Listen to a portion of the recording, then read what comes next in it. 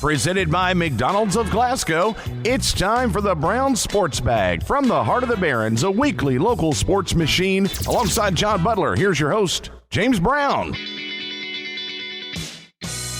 We're back again this week, and in the first few minutes here, I'd say 15, 20 minutes, where John Butler is going to sit on the sidelines and give a listen, because we have Mason Faulkner with us on the line. Mason, thank you for joining the show today. Thanks for having me. Oh, you're welcome. I tell you, one of the reasons I wanted to get you on here, a couple of reasons. One is congratulations on the season you had at Western Carolina. You was one of the top scorers on your team. Did you lead your team in assists as well? Yeah, I led them in points, assists, and steals. Yeah, that's pretty not bad. Trifecta there. Try to. Yeah, and you guys had an outstanding season. I know it kind of didn't quite end the way you wanted to in terms of being in the tournament there, your conference tournament. You guys got knocked out by, I think it was the number one team. Is that right? Yeah, we lost to East Tennessee State, who won the league. Unfortunately, a lot of people's season kind of ended abruptly, so we're feeling bad because we could have got invited to a CIT tournament and played extra there, but yeah, we lost the semifinals of the conference. Yeah, and as you mentioned, a lot of people's seasons basically ended shortly after that. I mean, your team season ended prematurely in terms of in that tournament, but then I'm guessing that you guys had looked at the idea you might get a bid to the NIT, and depending on how things broke, maybe even the NCAA tournament if everything went real well for you guys. Yes, sir. So tell me a little bit about I've not talked to you like officially in a couple of years, and since you made the decision to go to Western Carolina, and I know you had to sit out the 1 year and then you played this year. What was the choice? How did you end up making that decision to transfer to Western Carolina? It was a hard decision to begin with. Leaving from Northern Kentucky with the success that we had, and the group that I came in with, we were a big part in that success, as well as they stayed there and won 2 straight conference titles as well. Mm-hmm. But I talked to my family, and we just felt it was the best decision to departure NKU and look otherwise. And I took my visit just like I did out of high school, and I felt like Coach Rack, Tony Rack, was the best decision to follow him to Western Carolina, and everything kind of worked out from there. Yeah, was he an assistant at NKU whenever you decided to go there? No, he was actually director of operations, okay. So he got the assistant coaching job at Western Carolina. Gotcha. And then, like I said, you sat out the 1 year, and I think your mom showed me a video. I think it was at the Midnight Madness is coming for the season coming up, and you looked like you were jumping off a trampoline, dunking and stuff. But I understand it was actually the floor. Well, that year, I really just focused. I had a lot of time, just to focus on myself individually, and just basically work on my body, get my body ready for the season up to come, and day in, day out, eating habits, trying to gain weight, stuff like that kind of helped me for this season that just passed. Yeah, I guess one of the things that kind of worked out for you, working on your strength and your body mass, allowed you to kind of deal with the contact that you're going to have to deal with in college and that kind of thing. And I imagine that's kind of informed your decision-making here toward the end of this redshirt junior year for you. Right, for sure. So it definitely helped. Yeah, so I saw that you've put your name out there for the NBA draft. I understand that you're going to take the path of not getting the agent and that kind of stuff to leave the door open for the evaluation process to be able to return to college. Is that right? Right. Yeah. So I put my name in the draft, and just been in communication with coaches and agencies and stuff like that. I'm not going to sign just to keep my eligibility left to, if I wanted to come to college, back to college.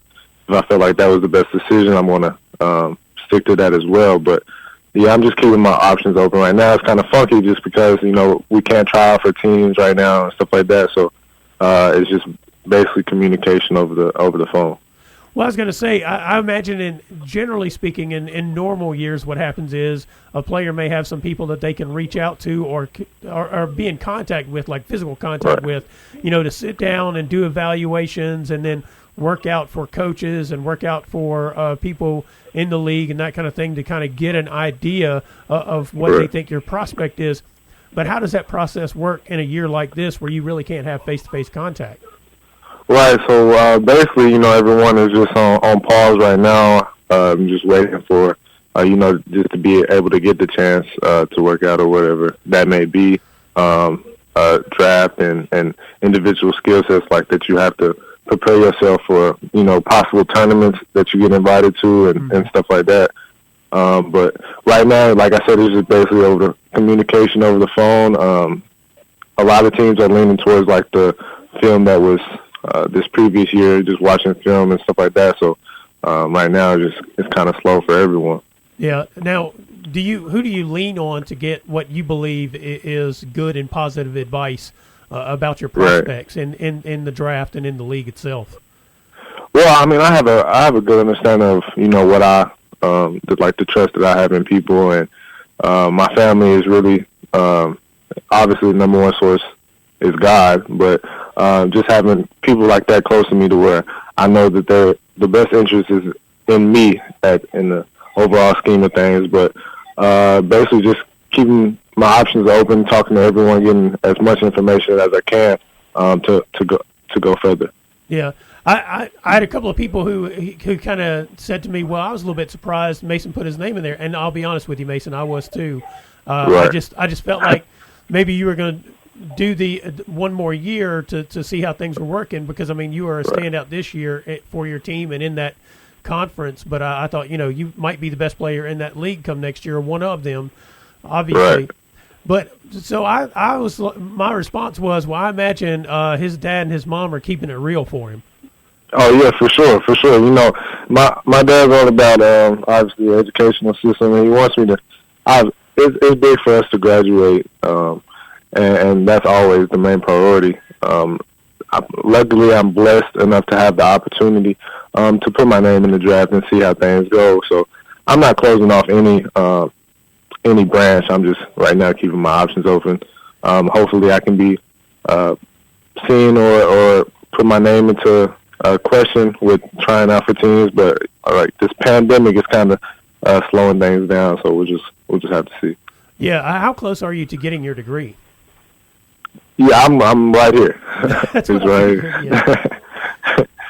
So that year that you had was working on your game and probably cleaning up your academics in terms of making sure you got everything squared away. Is that right? Exactly. Yeah, I had a lot of options after the season, but I'm just trying to narrow my focus day by day. Yeah. Now, when you look at the NBA, and I know this has probably been a dream of yours since you were 7? Am I close? Yeah, probably closer than that. Probably, yeah. Yeah. Whenever I found out. Yeah, I bet. The first time that your dad put a ball in your hand and said, "Yeah, go ahead," right? Exactly. But when you're looking at this, when you look at yourself as a potential professional player, how do you kind of see your skill set? How do you see yourself fitting in to the league? Right. Well, the league is going to kind of positionless basketball. But at first, I see myself as a point guard. A leader with proving what he can do, facing up that I'm not scared of no one. So, just going out there, having that team mentality, affecting on others, making people better. I feel like I brought that to the table day in and day out. And, individually, as far as matchups or whatever that may be, just they put their shoes on just like I do. So just facing off, and showing who can play really. Yeah. So have you had the opportunity just in pickup games over the last few years to match up with some players that are in the league or that kind of thing? Right. Well, I mean, when I was at Northern, we played in the NCAA tournament. We played UK. We played Louisville. This year we played Florida State, Georgia, future number 1 pick, and then we played Xavier. So I play against talent. That's not really a question. It's just being seen, really. Yeah. Did you get much feedback during the course of the season, this past season, from scouts or that kind of thing? Oh yeah, that's for sure. I wouldn't put my name in there if I didn't, get any feedback. So yeah, well, and that's, right. so what was the kind of feedback you were getting there from professional scouts and that kind of stuff? Right, just basically just keep doing what I'm doing. Keep trying to be more efficient and work on, just getting to the rim better and stuff like that. Just little stuff that I try to fix over the season. And as far as your team goes, you get seen more. So we kind of lost a tough one in the semifinals, and we were looking to keep playing. So right now, it's a slow process, really, and just gonna see how things go out. So how many games did your family get to come and see you play this year? Do you know? They came to quite a few. I mean, my dad, he coaches my sister's team in high school, and they try. And my twin sister plays at Campbellsville, so yeah. It was her senior year, and so everybody was kind of spread out as usual. Right. Did you get to see Madison play at all in the last couple of years? Yeah, I've got to see her like a few times. Not as much as I wanted to, but more when I was redshirting because I had a lot of time at home. But other than that, just a little bit. So she didn't have too bad of a year, did she? No, she sure didn't. Aside from that. Yeah. So tell me real quick a couple of other things. How are things going for you in terms of how you holding up during this coronavirus circumstance? I'm doing fine. I'm just embracing family time, embracing time at home, and just trying to keep focused and just keep going. Really, that's all you can do. Yeah, you and your family. I mean, you mentioned already the fact that Makia, she's a senior this year, and she plays basketball. Right. Your dad coaches the Caverna girls basketball team. Corn does, and then Madison was playing at Campbellsville, and you're at Western Carolina. I guess if there's a positive, if you want to look at it this way, the circumstance you're under has brought you in home with your family for the first time, and since probably when you went to NKU. Is that right? Yeah, that's exactly right. Yeah, it's definitely brought everyone back home. Everybody's appreciating that, and just enjoying family time. Yeah, I imagine your mom's real happy to have you guys all under the roof at least for a little while. Yeah, just for a little bit. she might be ready to say, "Hey, when do you guys got to get out of here again?" Thanks. Yeah, I don't know. Well, Mason, I want to thank you for joining us and talking to us a little bit about what you're going through in terms of trying to get your name in there for the draft and the season you had. Congratulations on that. Thank you. I look forward to seeing you play again, whether that's at Western Carolina or at the pro level. Let me ask you one last question on this, because I meant to ask this earlier. By what date do you have to make a decision about whether or not you're going to stay in the draft? June 15th. Okay. So they've not adjusted that at all, I guess, because the draft hasn't changed. Right. So, right now, I mean, everyone's just trying to figure out, certain people are talking, but not really. Everybody's kind of on the hush, really. Yeah, I got you. All right. Well, Mason, thank you very much. Good luck to you, whether you wind up in the draft or again next year at Western Carolina. It's always a pleasure to talk to you. Thank you. Thank you so much. You're welcome. Well, that was Mason Faulkner, former Colonel, President Western Carolina basketball players, got his name in the NBA draft. This is the Brown Sports Bag brought to you by McDonald's of Glasgow. We'll be right back. Presented by McDonald's of Glasgow, it's back to the studio with James and John, the Brown Sports Bag. All right, we're back. John Butler's on the phone, calling in again this week. John, thanks for joining us again this week. Glad to be here. Well, good. You probably just heard the interview with Mason Faulkner there, where we were talking about his decision to go ahead and put his name in the NBA draft. But not take an agent, to maintain eligibility. He should be real close to graduation. I took it he meant he'd be done here whenever they hand out the diplomas there at Western Carolina at the end of this semester. So, he's kind of got everything lined up. I mean, I guess why not put your name in the draft if that's the circumstance? Yeah, you might as well keep your options open, and it's just the thing about it, it's just a tough year for players that are trying to figure out their eligibility and so forth, because as of right now, they don't have the workouts with the NBA teams right now. They don't have the tryouts or the things of that nature. So it's kind of a murky situation right now. But maybe you never know. Maybe another month or so it starts to clear up a little bit, and maybe they'll get those opportunities. Yeah, because he mentioned he has until June 15th to decide whether or not to leave his name in there. So that's 2 months, basically, to hopefully have a window of evaluation open in some way where you can actually physically go and work out for people. Or at least, if not, it's just going to be based on film and just interviews on the through Zoom or whatever. But there's not going to be any right now. They cannot have any obviously fly to the facilities or anything like that. Yeah. Well, and he's not the only college player who's throwing their name in the draft, and some of them are taking agents, and they did not have it years as good as he had at Western Carolina. No, that's exactly right, and I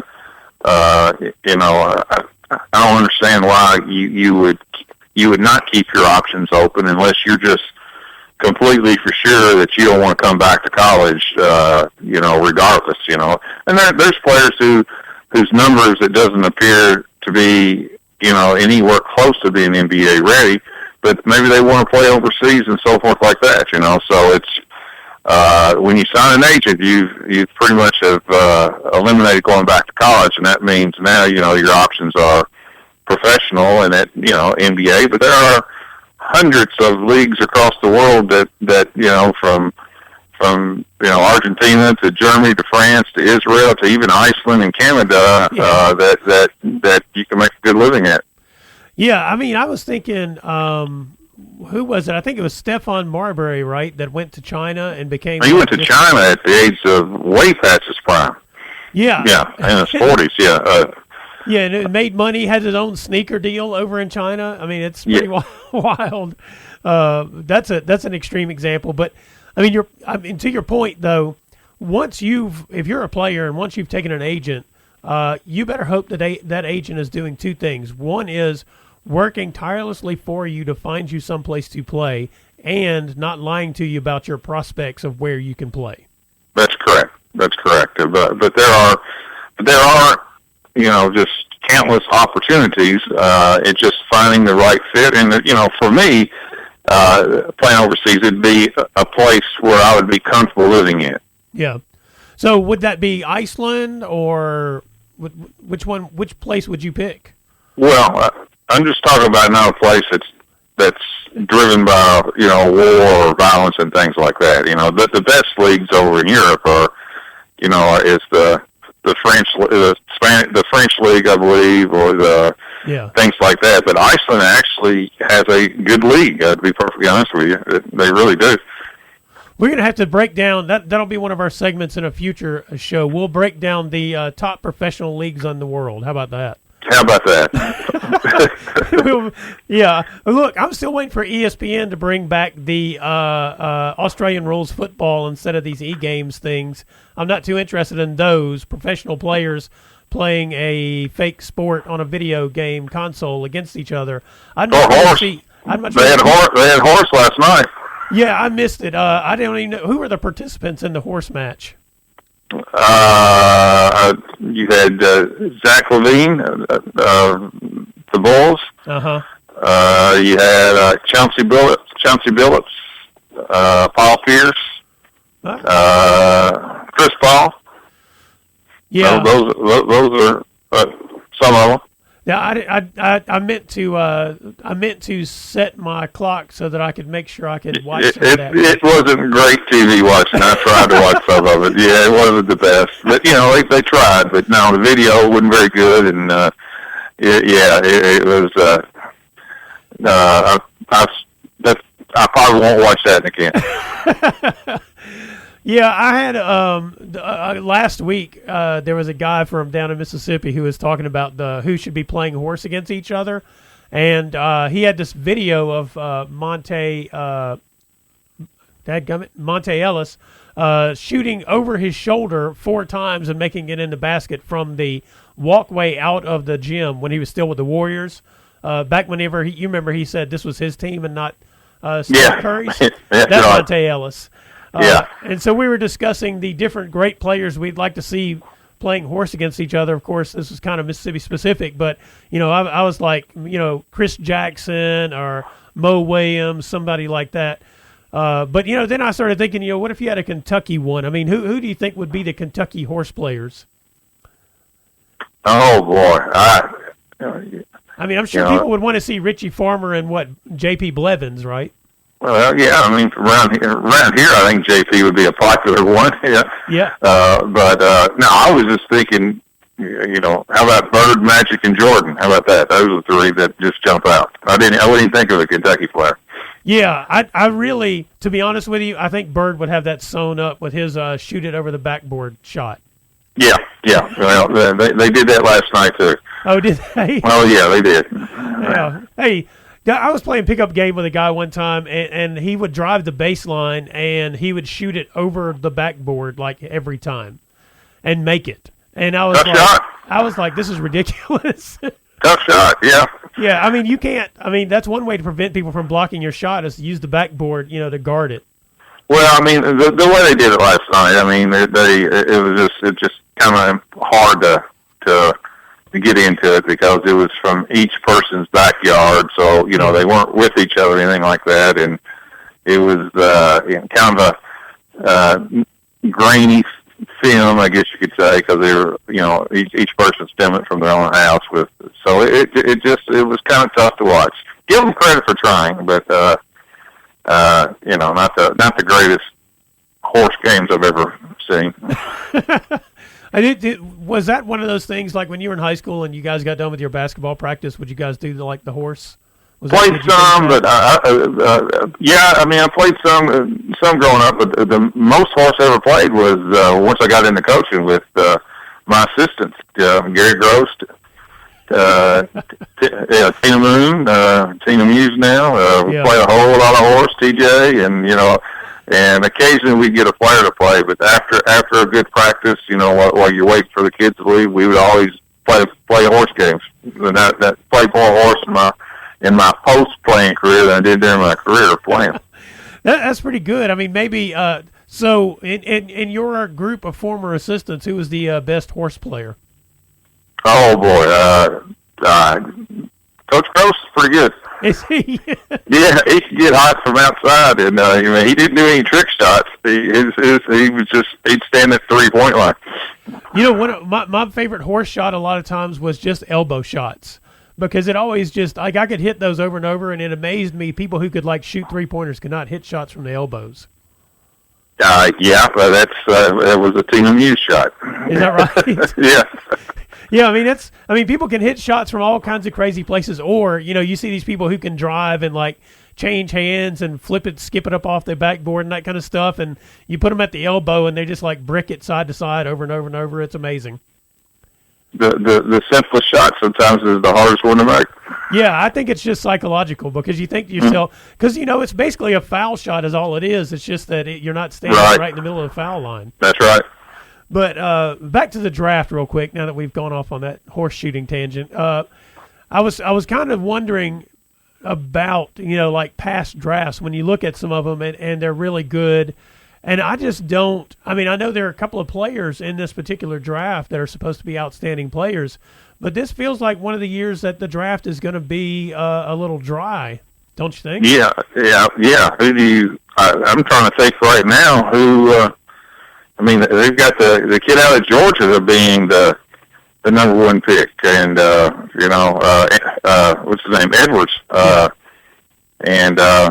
Yeah, I don't know. Well, I'd be very tempted if I had a top pick to trade it if I could. To be perfectly honest with you, because I don't know. Nobody really sticks out. Now, part of the problem is the season ended before I could watch a lot of them. The NCAA tournament sometimes is a pretty good barometer sometimes. So didn't get to see that, and with the influx of the European players, I mean, you never get to see them, and sometimes, just like Luka Doncic of Dallas, he looks like he's going to be the best player in the league for the next 15 years, and you know, you don't know about players like that become great players. Yeah. Yeah, you're right. A lot of times when I get the chance to see somebody play in the NCAA tournament, because the regular season is such a mess in so many ways, because you get to see the players if they go to Duke or Kansas, Kentucky, Louisville, you know, those kinds of schools because they're on TV. But you don't get to see these players who play at some of these smaller market schools or, you know, smaller schools, or even at the bottom end of the Power 5 conferences. You don't get to see them play a lot.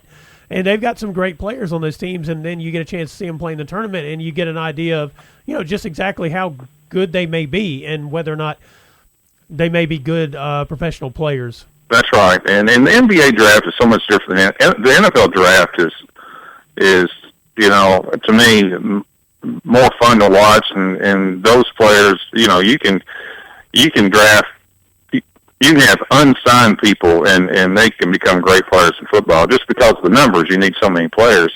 Oftentimes, you know, the NBA, a lot of the guys after the first so many picks don't even stick with their team. Yeah. I mean, it's the NBA is a fascinating situation compared, especially to the NFL. Well, pretty much, it is a draft unique unto itself versus the other drafts because there are only 2 rounds. Only 2 rounds. That's exactly right. And because there are just so many limited spots on the NBA roster. I mean, it's not like football where you have 45 that dress during a game. I think 50 on the roster. Yeah. Or baseball where, you know, not only is there 26 on your roster, there's hundreds in your organization with all the minors. You know, the NBA is a totally different deal. There's just not a lot of spots open in the NBA. Now with the D League, there's more, you know, you have more opportunities, and of course we already talked about playing overseas. Yeah. Well, I think the players jumping into the draft are pretty interesting. I don't know if you saw Emmanuel Quigley decided that he's going to go I saw that today. That's a big loss for Kentucky. I think he took an agent, didn't he? Yes, he did. I mean, he's all in. And yep, I imagine he's probably getting a lot of advice that he's going to be one of those lottery picks. Well, no, I don't think there's a chance. No, I don't think there's a chance. No way. He had a heck of a year. I mean, that's a huge loss for him. But he's a player that's kind of a tweener. You know, he's really not big enough to be you know, one of those strong 2 guards in the NBA. So he's more going to have to play that 1, and he really didn't play the point this year. I mean, he had a heck of a college year this year, an unbelievable improvement. But where he goes, you know, if he can make the first round, I think it would be great. But I think it's just like I said last week with Jordan Noah. You know, the last couple of draft projections I've seen, he's done in the first round. Really, I had not seen the draft projections. I just figured maybe his season that he had would translate, but maybe not. I mean, it may not. But I think back, what was it? Knox went somewhere 23 or something like that. Is that what it was? Who? Kevin Knox. No, he went to he was the 8th pick. He went to the Knicks. And the Knicks aren't drafting 23. They're awful. Knox may have been a 5th or 6th. I mean, he's a top 10 pick. Yeah, they are awful. You're correct. Well, look, maybe Quickly can land with the Knicks too, but probably not. Well, you know, he's a really, really good player, but he's going to have to find the right niche. And, you know, will he be a first rounder? I doubt it. I mean, maybe near the end. But sometimes near the end, the first round is a great place to go because you're going to a good team. You know, in a lot of ways, the information related to this draft is sort of like a throwback draft, you know, before they had all the internet stuff and all the research. Yeah. And so we might actually be very surprised by the picks that people come up with. That's true. It just depends on, and we'll see if they keep the draft where it's at. So I think it's going to depend on whether or not, if the NBA is still playing their season at that time, I don't know if they'll have the draft at that time. Yeah, they'll definitely have to push it back. I mean, they'll have to push a lot of things back if the season comes back by then. That's right. All right, this is Brown Sports Bag brought to you by McDonald's of Glasgow. We'll be right back. Presented by McDonald's of Glasgow, it's back to the studio with James and John, the Brown Sports Bag. Well, John, I thought we would take a minute and probably, more than a minute, maybe 10 or so, to talk about some of our favorite games, high school games, that we've either seen or been a part of. And, I figure you got some great stories, mostly because you guys played in a lot of critical games through the years, but sometimes those aren't even the games that stand out the most. So I was kind of curious about that. When you think back, like a game that stands out to you, is it the regional finals or at the state tournament, or is it some game just on a Friday night in a regular season? Well, I have to be honest with you. When I look back, it's generally big moments or whatever. How about TJ Thomas' shot in a regional tournament in 2007 from her butt, the infamous butt shot against Cumberland County. That's a memory I'll never forget. And that people have been kind enough to etch that in permanence on YouTube as well. Oh, it is. It's got close to 1 million hits, I believe.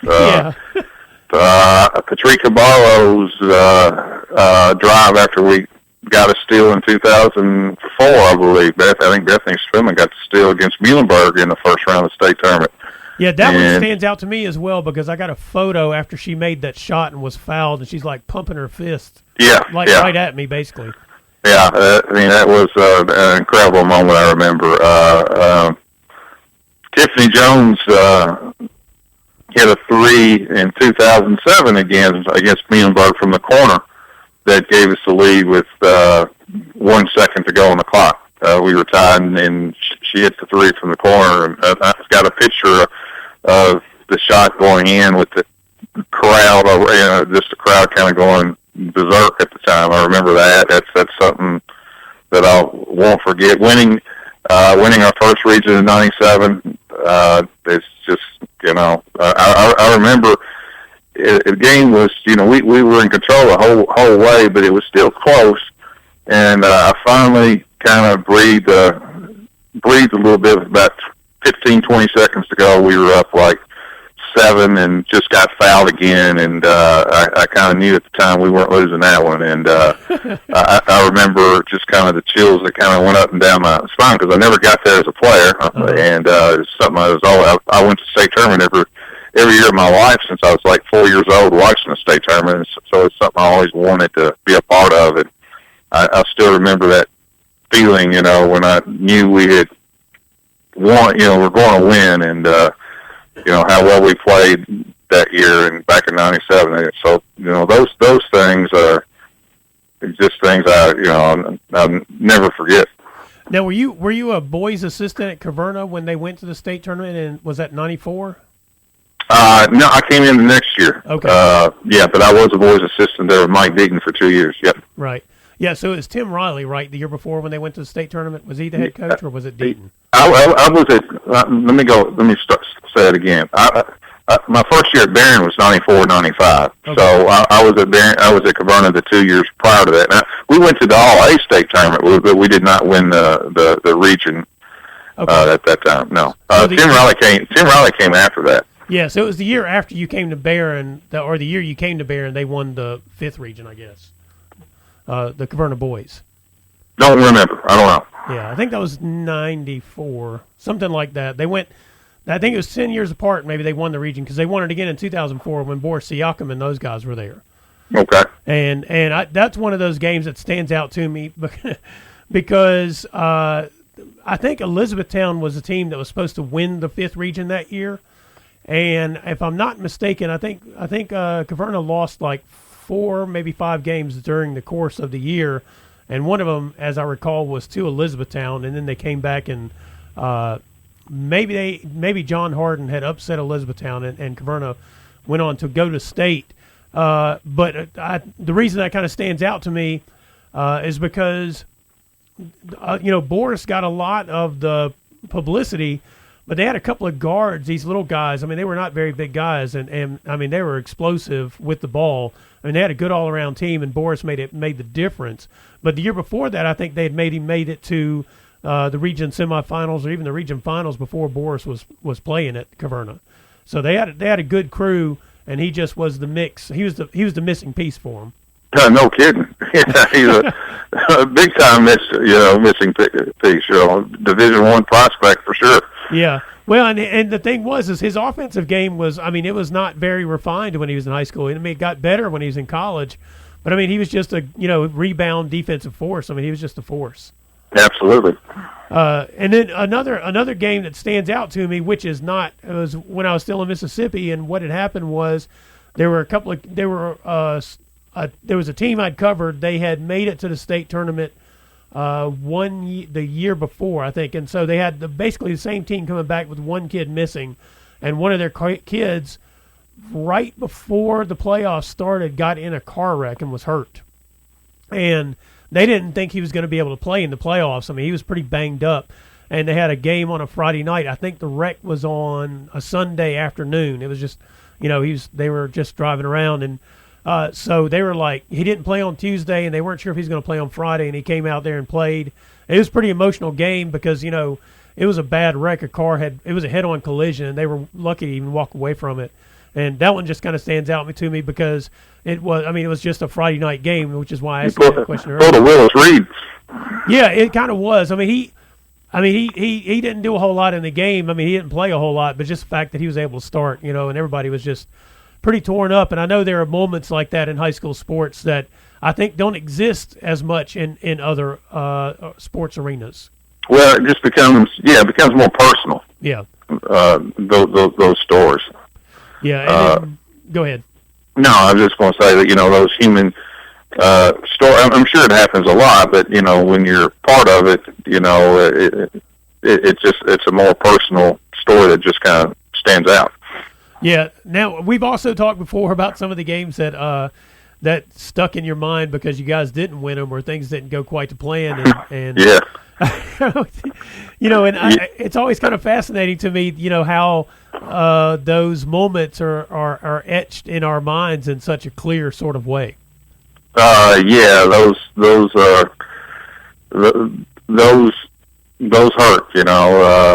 for sure.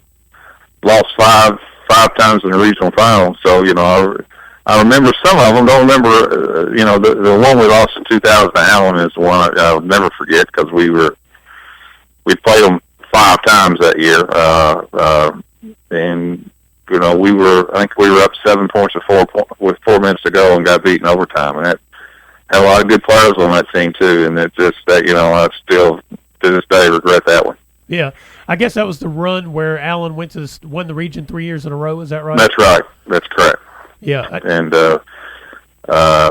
we had a really good team. They had a really good team. But, it's to lose in overtime to a rival when you're up, that's a tough one. Yeah. Was that was Gary DeWitt the head coach at Allen at that time? Yeah, Coach DeWitt was head coach. Yep, sure was. When you look at those moments like that, I mean, I've often also wondered, I mean, what happens in the locker room after that? I don't mean the tears and whatnot. I mean, what kind of message can you give to high schoolers, and tell them, this is not the end of the world, but it feels like it. Well, it's whatever you say is probably not too comforting at the time because you put everything into it, and then when you're in control of something and you still lose, that's tough. And I think what I said, because I still remember a lot about it, is if the worst thing that ever happens to you in life is you lose a regional final game, then you're going to probably have a great life. Yeah. And I kind of think at a moment like this, those messages ring true as well. I mean, I know people are going through a lot of tough times at the moment, but I always think to myself, and I think you and I were talking about this last week just on the phone, not on the show. I always think that there's always the opportunity at the end to come out of something and then make even better of a circumstance by, whether we improve our healthcare system or we improve our businesses or we improve just our day-to-day lives individually. These moments are an opportunity to look at the end and say, what can we do more than we're doing now? That's correct. You oftentimes you have a choice on how you're going to handle a tough circumstance. Yeah. And, do you learn from it? Do you improve by it? Or do you let it destroy you? and those games that are tough, not just for coaches but for players.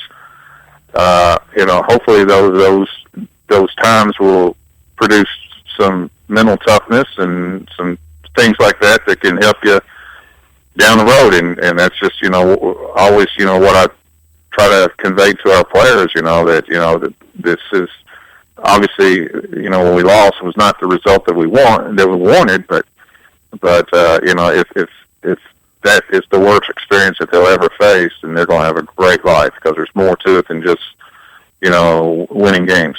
Yeah. On a positive note, here's another moment that stands out to me in games that I've covered. It was, I think it was 1998, and I was covering the state tournament in Mississippi, and there was this kid. His last name was Tangle. He was a Choctaw kid, and he's about 5'10", and they were playing against the team, and I'm trying to think. I think Jason Campbell was on. No, he was against another team. I don't remember who the kid was. He ended up playing in college, and he was like a Division I recruit. And Tangle was a surprising kid because at 5'10", he could basically jump out of the gym. I don't know what his vertical was, but it was pretty wild. And he got a breakaway, and he did a windmill dunk on this kid that was a Division I prospect. I wish I could remember his name. And the crowd just went nuts. And I just always thought to myself, I'd seen him play the whole year, so I knew he was going to try to dunk on the guy because that's what he did. And I always thought to myself, I'm like, you just never know by the package what you're going to get. That's right. That is true. And that's the beauty of sports too. Yeah. It's full of great experiences. Sometimes tough experiences, but the lessons that are learned and the experience that you have are things that I think we're kind of desperately needing right now. Yep, that's right. But it will be back. It will be back. Yep. I've been making these posts, catching up on our 104thescore.com photos that I took before we had the website. We didn't get the website going until basketball season, so shot a lot of soccer and volleyball and football. Some of the volleyball and football photos were not that great, so I've not put them online, and I apologize for failing at that. But I've been putting them up there, and with a little bit of a reminder that these fall sports will be back, and so will all the rest of the sports. But right now, we are hopefully we'll know a little bit more here in the next week or so about the potential for having something spring-related. It's, as we've mentioned before, it's not technically canceled. It's postponed. We're going to know, until May 1. So hopefully we'll know a little more. But one of the things that did happen, and we'll talk about this in our next segment, is this past Thursday there was a celebration of the 2020 seniors for the spring sports, and all the 2020 seniors across the area. They lit up their fields and that kind of stuff. But we're going to talk about that when we come back. This is Brown Sports Bag, brought to you by McDonald's of Glasgow. Presented by McDonald's of Glasgow, it's back to the studio with James and John, the Brown Sports Bag. Well, John, as I was mentioning on the previous segment, at the end of the previous segment, last Thursday, the high schools in the 4th region and maybe other areas, I don't know. I know this was specific to the 4th region for certain, turned on the lights at the baseball fields and the softball fields and I guess the tracks, football fields, tennis courts, wherever spring sports are usually played. They turned on lights. And at a couple of them, they did some extra things. Because either they didn't have seniors or they just played some music, that kind of thing. Overall, I thought it was a nice gesture from the coaches in the area and the administrations in the area. And it was specifically related to spring sports, but it was for all 2020 seniors who are missing out on these senior activities you usually see at the end of your high school career, John. Yeah. I mean, it's nice. It's a nice gesture, and it's got to be tough for seniors in particular right now, especially those who have put in a lot of time during their career and would look forward to playing their last year in oftentimes sports that they'll never play again. Mm-hmm. And missing out, not just playing, but the memories of your teamwork and things like that. You know, that's just so sad about that. You know, some of the college kids, at least, some of them will get a chance to do it again, you know, with the NCAA decision, but the high school kids, seniors, not going to have that opportunity. And, you know, I'm just hoping, you know, got 2 more weeks at least for the KHSAA to make a decision. And so far, you know, they've not canceled the season, and that's a positive. And you know, there's still hope that maybe the seniors can get part of their season in. So, you know, I'm hoping that that nice gesture that the coaches and athletic directors did is something that ultimately we can get the kids out on the field and give them that, you know, another month of their season left. Yeah. I mentioned some of the special things. Of course, Daryl Murphy, the Barron County Trojans softball coach, he has no seniors this year. So, I mean, he was obviously looking forward to the season because they have no seniors, and it was an opportunity to get this group some experience. A lot of them have already gotten plenty of experience because he only had 3 seniors last year. But one of the things he did is there are 54, I think he said there were 54 senior softball players in the 4th region, and they called their names over the PA system at the Barron County softball field. I thought that was pretty special. It is. That's very thoughtful of Coach Murphy, and that took some work too. I'm sure he had to email all the coaches in the region to get that list. Yeah, I mean that wasn't just a throw together, turn on the lights, and just, you know, that was because they had to read them off and everything. I mean, it was above and beyond, I would say. Yeah, and the thing about it, this is not just baseball and softball in the spring. It's there's a whole lot of track runners. You know, track is a very popular sport, so you have that sport, and you have tennis as well. So it's not just the baseball and softball, but you got tennis players, and you have the track runners and blowers and vaulters as well. Yeah. You know, one of the things I did last week was I talked to the 4 coaches of the Diamond Sports and gave them an opportunity to just talk about their seniors. And one of the things I thought about, and we discussed a little bit during those interviews, and you can find that on 104thescore.com. It's Brown Sports Bag Special, Spring Sports Special, I think is what it's called, if you want to go back and listen to that. But one of the things I thought about was, even if they can't manage to figure out a way to do the games, it would be nice if there was some way to figure out how to do at least a senior day or something of that nature where the players and their families could have a moment on the field. That will probably, I'm sure that will happen. Yeah.